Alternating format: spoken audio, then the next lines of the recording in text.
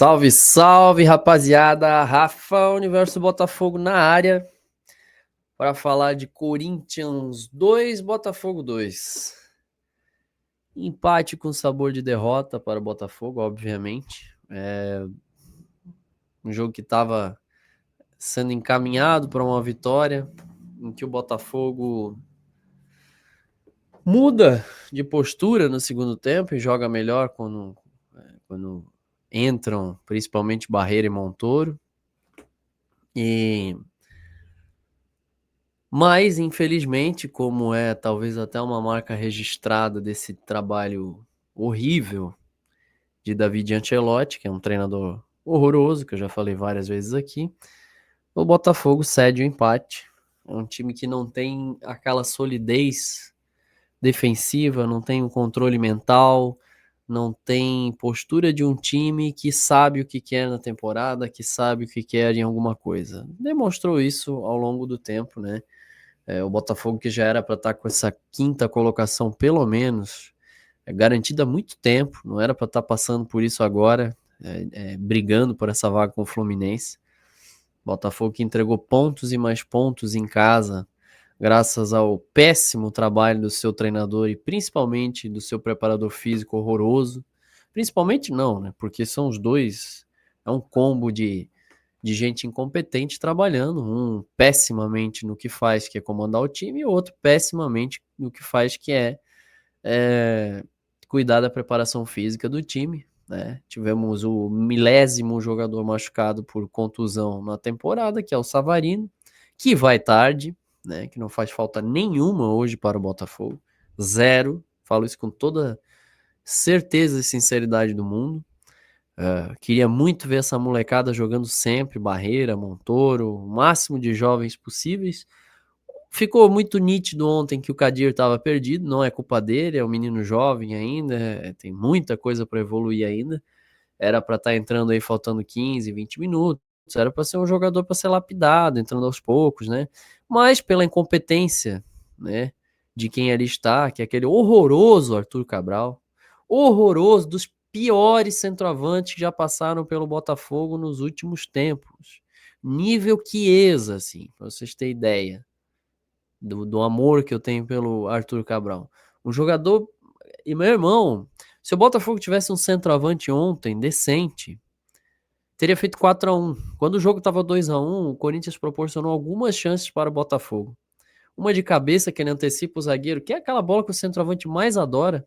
Barreira, inclusive, que cruzou, botou na cabeça dele logo depois de fazer o gol. Uma jogada lá pela esquerda. E ele, como sempre, inútil, não consegue. O cara não consegue fazer gol, meu irmão. Ele custou quase 15 milhões de euros para ser o suposto substituto. E é um jogador que dispensa até qualquer tipo de comentário meu aqui, porque vocês estão vendo, então eu não preciso falar, né? O Botafogo gastou uma infinidade de dinheiro para ter um centroavante nulo e precisar jogar com um menino que está em formação e que veio do sub-20. Isso diz muito sobre o planejamento do Botafogo, isso diz muito sobre como esse clube é tocado, diz muito sobre muito erro do scout tão elogiado, né, que esse ano errou bastante, bastante. Então, fica um gosto amargo, né? Uma pena o Montoro ter se machucado, visivelmente, acho que todos puderam observar que ele já estava com curativo ali onde ele sentiu no quadril, não dá para saber o que ele tinha, se é algum tipo de lesão por pancada, não deu para entender aquilo ali, ele tinha um curativo aqui na parte da barriga ali embaixo, então realmente não sei. E mudou o jogo, né? O Montoro que mudou o jogo. Muita gente ficou prestando atenção mais no gol que o Barreira fez, que foi um golaço. O Barreira que entrou muito bem, que é ótimo jogador também, agudo, jogador solto em campo, né? Não é nenhum gênio do futebol ainda, mas é um menino novo que está evoluindo e que tem talento e vontade, né?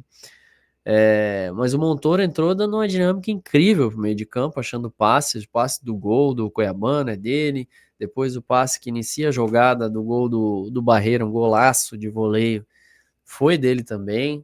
Então, o Santi entra daí quando ele se machuca e o Santi, completamente sem ritmo, descompassado do jogo. O Santos entrou mal no jogo e não conseguiu dar sequência ao ritmo que o Botafogo vinha tendo antes do Montoro se machucar. O treinador é uma desgraça, é horroroso, né? O Kadir tava lá feito uma criança jogando. Sabe quando você convida um moleque de 14 anos, de 12, para jogar no meio de uma patota de adultos? Ele não consegue jogar, não consegue pegar na bola, não, né? Porque falta físico, falta malandragem, falta... Assim tava o Kadir ontem, no meio do zagueiro do Corinthians. Ele não conseguia, ele parecia que ele estava carregando bolas de chumbo de 200 quilos cada uma em seus pés e não conseguia desenvolver um futebol que ele já mostrou que tem capacidade de desenvolver. E o treinador leva absurdos 55 minutos para tirar ele de campo, porque ele consegue voltar com ele no intervalo. Ele consegue de maneira assim inacreditável deixar o Arthur em campo. O Arthur que mais uma vez conseguiu fazer um jogo horroroso.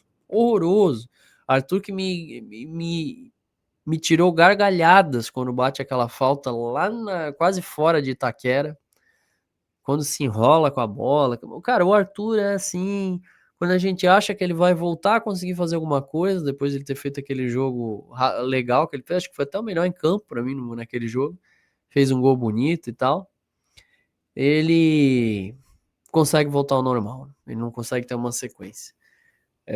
O Marlon Freitas é o Marlon Freitas, né? O Marlon Freitas toma um drible do Vitinho lá no empate do Corinthians que, meu amigo, que eu vou falar pra vocês. O lance do gol, gente, que a bola saiu e tal, é sempre aquela discussão. Vocês sabem daquela história do paralaxo, que a bola, se você olha por um ângulo, parece que ela tá fora, olha por outro, porque para ficar bem claro para todo mundo, a bola não é onde ela tá tocando no chão, né? A questão, a maioria de vocês eu sei que sabem disso, mas se tiver alguém que tá assistindo que não sabe, não é onde a bola toca no chão, e sim a circunferência dela se está passando em cima da linha do campo. Eu acho errado, eu acho que para evitar qualquer tipo de discussão, deveria ser onde a bola toca no chão. É muito mais fácil de você controlar, né? Mas não, eles conseguem complicar tudo. Então, você olha para aquela primeira câmera que passou, nitidamente a bola saiu toda, não está encostando na linha no chão. E parece que nem na circunferência, mas daí vem aquela câmera do VAR que mostra de cima, de lado lá, e parece que tem uma parte da circunferência que está passando sobre a linha. Só que aquela câmera é horrorosa. Aquela câmera lá devia até ser proibido usar aquela câmera como padrão, né? E muito rápido. Eles não mostram mais na outra câmera e ficam mostrando aquela. Daí você fica em dúvida se a hora que eles estão pausando a imagem é a hora que a bola chega no seu limite de sair. Mas é o futebol brasileiro, né, gente? O futebol brasileiro é isso aí. Não tem semiautomático, não tem sensor na bola, não tem porra nenhuma. Não tem câmera decente, né? É essa várzea que a gente tá acostumado. Tá aí o inominável, como bem gosta de chamar o André, acabou de ser campeão com um dos roubos mais absurdos que eu já vi numa final de campeonato na minha vida, assim. Aquele lance do Pulgar não é só para ser expulso, é para ser preso, né? Então, mas enfim, estamos aqui para falar de Corinthians e Botafogo.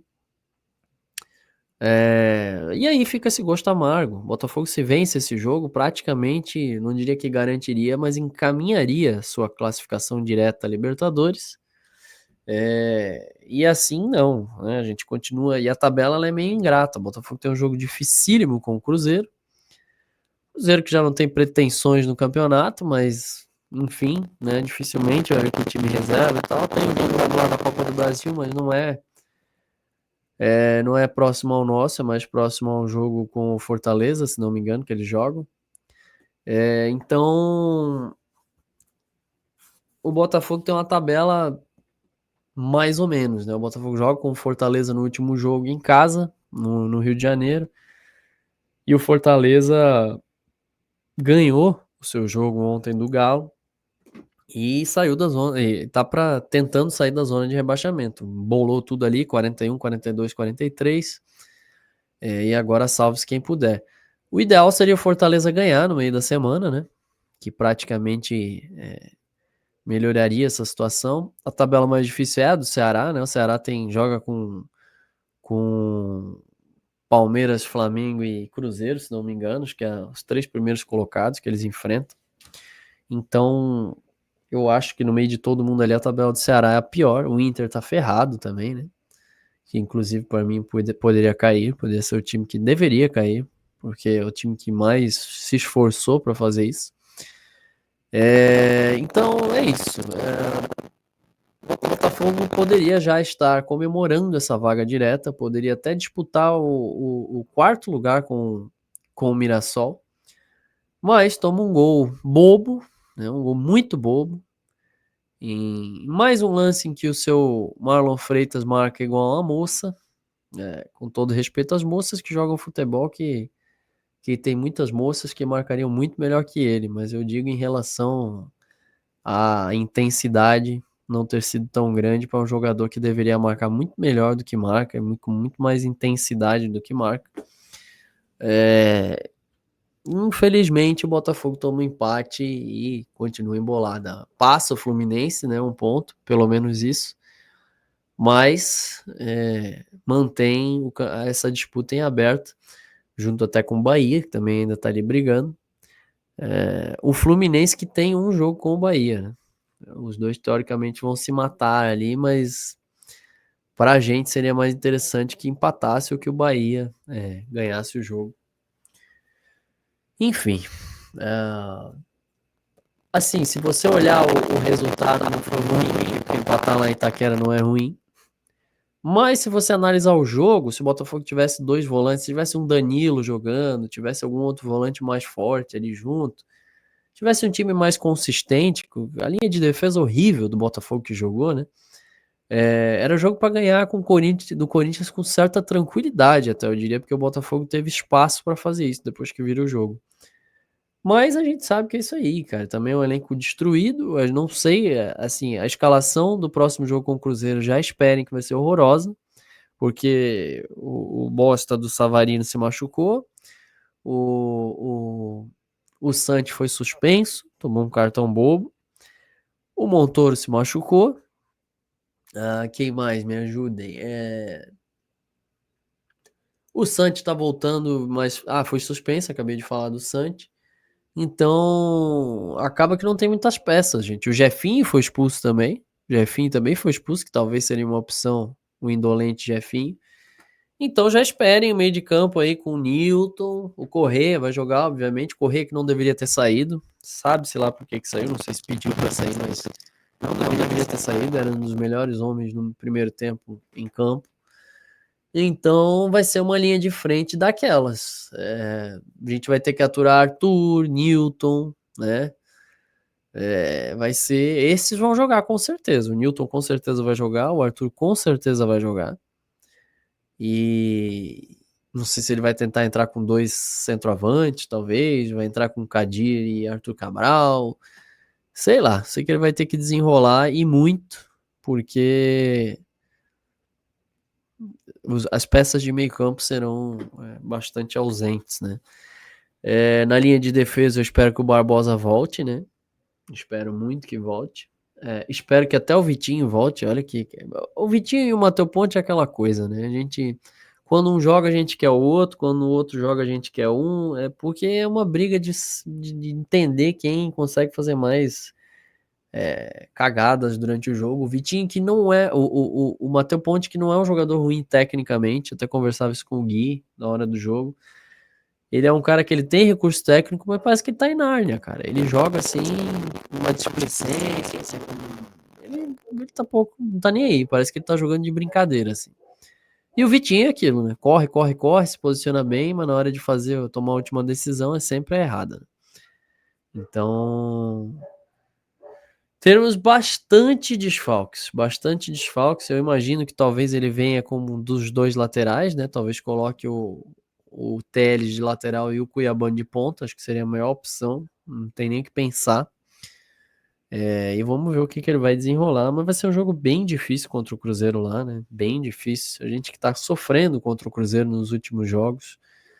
Então, É complicado. Vamos ver se a gente consegue essa vaga. É torcer pro Fluminense tropeçar, porque aí as coisas ficam mais fáceis.